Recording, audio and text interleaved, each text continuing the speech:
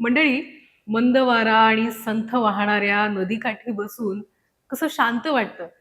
हवा-हवासा वाटणारा हा क्षण खरं तर सुखद अनुभव देऊन जातो आणि असाच अनुभव देतोय अमलताश हा चित्रपट. नमस्कार, मी प्रेरणा. तुम्ही बघताय सकाळ आणि याच चित्रपटाविषयी आज मी बोलणार आहे. हा चित्रपट तुम्ही प्रेक्षकांनी का पाहावा? त्याची विविध कारणं आहेत, ते मी तुम्हाला सांगणार आहे. त्यामुळे हा व्हिडिओ जो आहे, तो शेवटपर्यंत नक्की बघा. आता एखाद्या लोकप्रिय गायकाची प्रतिमा काय असते, त्यांचा आवाज असेल किंवा त्यांच्या गाण्याचं सादरीकरण मंत्रमुग्ध करणारं असतं, आपल्याला भारावून टाकणारं असतं. पण जेव्हा हाच गायक अभिनय करतो, तेव्हा एका वेगळ्या दृष्टिकोनातून बघितलं जातं किंवा अनेक प्रश्न मनात असतात. पण जेव्हा लोकप्रिय गायक राहुल देशपांडे अभिनय करतात किंवा त्यांच्या गायनातलं वैविध्य आहे, त्यांचा आवाज खोलवर आपल्याला भावणारा आहे, या उलट त्यांच्या अभिनयात सहजता आहे.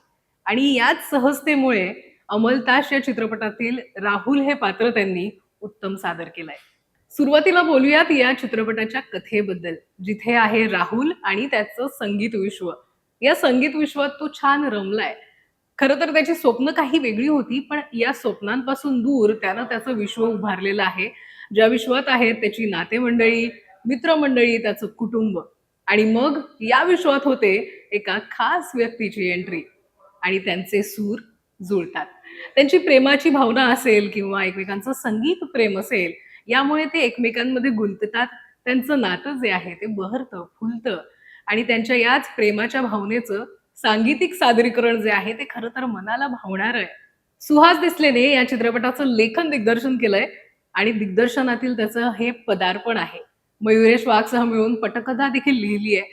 खरं तर त्याच्या दिग्दर्शनात, मांडणीत, सादरीकरणामध्ये एक सौंदर्य आहे आणि ते तुम्हाला चित्रपट बघताना नक्कीच जाणवेल. काही वर्षांपूर्वी हा चित्रपट खरं तर तयार झालाय, पण आजही तांत्रिकदृष्ट्या तो तितकाच फ्रेश वाटतो. मंडळी, या चित्रपटाची कथा, गाणी, संगीत खरं तर जमेची बाजू आहे. प्रत्येक गाणं मनाला भिडणारं आहे, शांत करणारं आहे. शिवाय तृषा या गाण्याची मजा काही औरच आहे. प्रदर्शनाआधीच हे गाणं लोकप्रिय ठरलं आणि ते म्हणजे या गाण्याची चाल असेल, मयुरेश वाघ यांनी लिहिलेले गीत असतील, राहुल देशपांडे यांचा आवाज असेल, यामुळे हे गाणं जे आहे ते एक सुखद अनुभव आपल्याला देतं.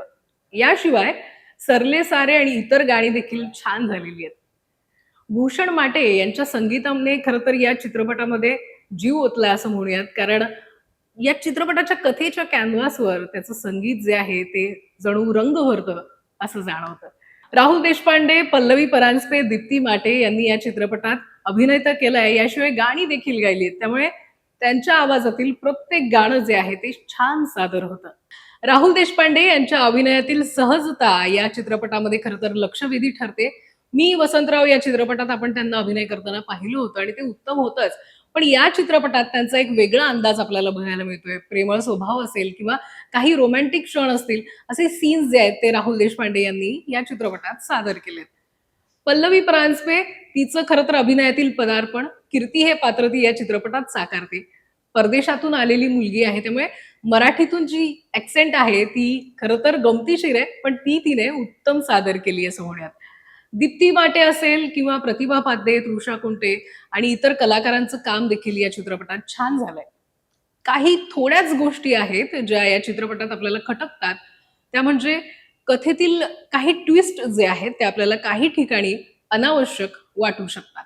सुरुवातीला मी जसं सांगितलं, की हा चित्रपट तुम्हाला सुखद अनुभव देऊन जाईल, पण शेवटाला कुठेतरी अस्वस्थही करेल. त्यामुळे प्रेमाच्या भावनिक रागाचं भावपूर्ण सादरीकरण या चित्रपटात आहे. त्यामुळे ही भावना आहे, हा जो अनुभव आहे तो चुकवू नये असा आहे. या चित्रपटाला मी देतीये 3.5 स्टार्स. हा चित्रपट तुम्हाला कसा वाटला? जर तुम्ही बघितला असेल तर कमेंटमध्ये नक्की सांगा आणि हा व्हिडिओ तुम्हाला कसा वाटला त्याची देखील प्रतिक्रिया नक्की द्या आणि बघत राहा सकाळ. महाराष्ट्रातील सर्व बातम्यांचे विश्वासार्ह व्यासपीठ. सकाळच्या सर्व सोशल मीडिया प्लॅटफॉर्मला लाईक, फॉलो आणि सबस्क्राईब करा. तसंच सर्व नोटिफिकेशनसाठी बेल आयकॉन प्रेस करायला विसरू नका.